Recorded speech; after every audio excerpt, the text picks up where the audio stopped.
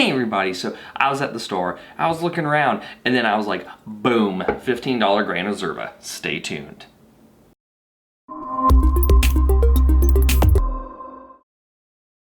Alright, so today, like I said, I was at the store, I was looking around, found a $15 Gran Reserva, decided to buy it, and on top of that, it's from a producer that in the past I've liked a lot. Now, I will admit, one of their wines that I would typically kind of said, this is the wine you need to default to if you're not certain about red wines. It hasn't been at the quality that I've liked lately, but I'm still gonna try this wine out. Maybe their Gran Reserva is awesome. So anyway, this is the Concha Y Toro Gran Reserva. It's 2015, it's from Chile. It's 14.5% alcohol by volume, and I paid $15 for it at my local grocery store. So I got my nice little Haley's corker in here, and let's pour a sample and see what this is gonna look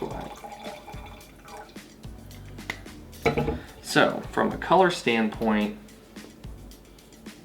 your ruby.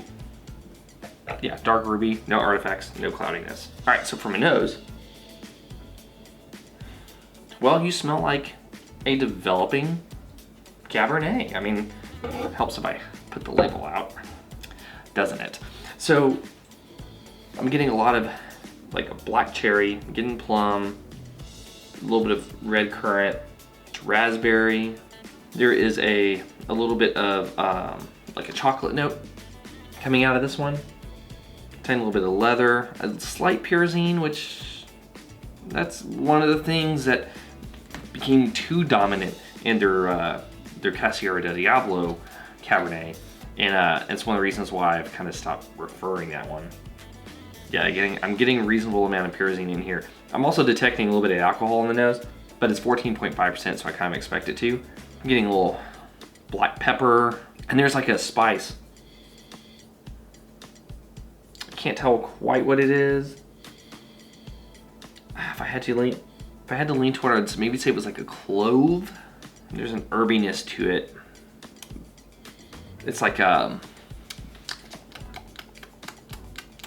what is it? Like a black tea. Yeah, so black tea. And maybe a touch of like a rosemary or basil or, all right, time for the taste. Medium plus tannins, a lot of earthiness. And one of the things I thought I was picking up on was like a little bit of a forest floor soil. Yeah, there's definitely earth to this. That was actually one of the dominant things I got on the palate, up front and in the finish. Mid palate goes into a lot of those dark fruits. You're gonna get a lot of the red fruits up front, like that raspberry, that red currant I was kind of talking about. And then overall, there's just an earthiness. The tannins aren't too soft, but they're not too harsh. High alcohol, or at least it tastes like it's high alcohol. Full body. Overall, yeah. I mean, it's not a bad wine. So, let's take a look at it from a Blick standpoint. So, balance. Balance. I would say that you have balance. I mean, you have some robust fruit flavor in there.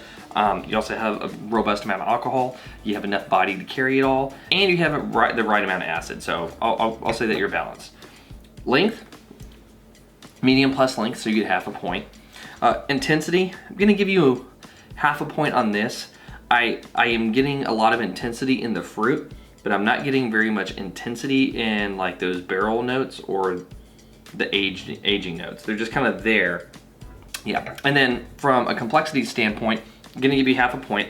I would hope that I could have gotten more barrel notes. As a matter of fact, that's kind of what I really wanted more spiciness to this. I wanted more like leather and other stuff like that, and I didn't really quite get it. And I'm sure if I let this develop over time, it's going to have more, but it's not. It's not going to have those barrel notes. It's going to get more tertiary, which adds to complexity, but I wanted more barrel out of this. So, Concha Y Toro Gran Reserva, I'm going to give you a good. You have $15, you're a solid buy. I am going to go downstairs and enjoy the rest of you with my wife, but you're not very good. I'm not jumping from the rooftops because you're great, but you are a solid wine.